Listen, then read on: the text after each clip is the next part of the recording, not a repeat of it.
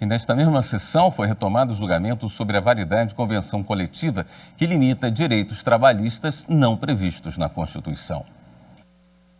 A Confederação Nacional dos Transportes, autora da ação, questiona decisões do Tribunal Superior do Trabalho e de tribunais regionais do trabalho que declararam inválidos dispositivos de convenções coletivas pactuadas entre transportadoras e motoristas e, assim, condenaram os empregadores ao pagamento de horas extras e de horas trabalhadas em dias de descanso, antes da vigência da Lei 12.619 de 2012, que disciplinou os direitos e deveres dos motoristas profissionais. A CNT pede a suspensão de condenações ao pagamento de hora extra a motoristas externos, alegando que as decisões questionadas violariam os princípios constitucionais da segurança jurídica, da isonomia e da livre iniciativa.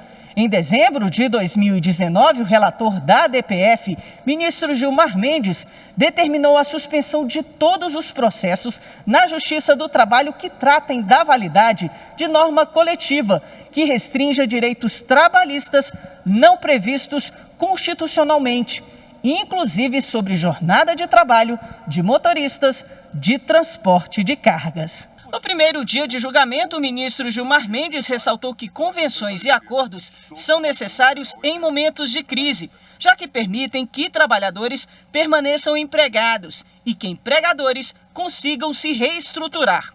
Também destacou que a redução ou limitação dos direitos trabalhistas por acordos coletivos deve, em qualquer caso, respeito aos direitos absolutamente indisponíveis constitucionalmente assegurados. São excepcionais as hipóteses em que acordo ou convenção coletiva de trabalho podem reduzir garantias previstas no padrão geral heterônimo justo-trabalhista. Isso ocorre, porém, ou somente nos casos em que a lei ou a própria Constituição expressamente autoriza a restrição ou a supressão do direito do trabalhador.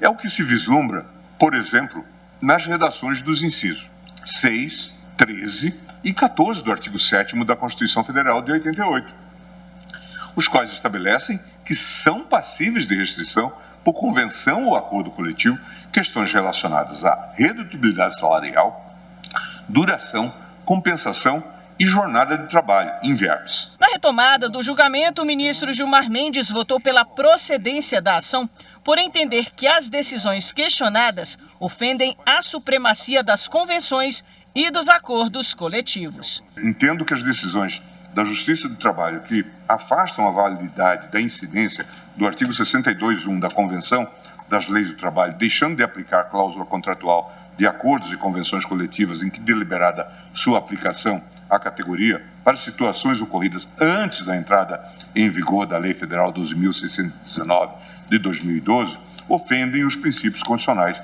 da segurança jurídica, da isonomia, da livre iniciativa e principalmente a supremacia das convenções e dos acordos coletivos. A ministra Rosa Weber, que havia pedido destaque, divergiu do relator, votando em princípio pelo não cabimento da ação e no mérito pela manutenção das decisões judiciais questionadas. Nessa linha, tenho por incabível a presente arguição de descumprimento de preceito fundamental pela constatação, primeiro, da inexistência de conflito entre normas autônomas, instrumentos coletivos de trabalho, e heterônomas, legislação trabalhista, a suscitar possível desconsideração de cláusulas coletivas em face do artigo 62.1 da CLT. Ao contrário, as decisões impugnadas ajustam-se ao teor das convenções de trabalho pertinentes, traduzindo mera exegese do artigo 62.1 da CLT. A sessão do STF terminou há pouco. Vamos falar ao vivo com a repórter Marta Ferreira, que tem os detalhes desse julgamento. Boa noite, Marta. Boa noite, William. Boa noite a todos. Na sequência da sessão, os ministros André Mendonça, Nunes Marques e Alexandre de Moraes acompanharam integralmente o voto do relator. Já o ministro Edson Fachin acompanhou a divergência aberta pela ministra Rosa Weber. Na sequência, os ministros Luiz Roberto Barroso, Carmen Lúcia e Ricardo Lewandowski conheceram da ação, mas no mérito votaram pela improcedência da DPF, divergindo do relator.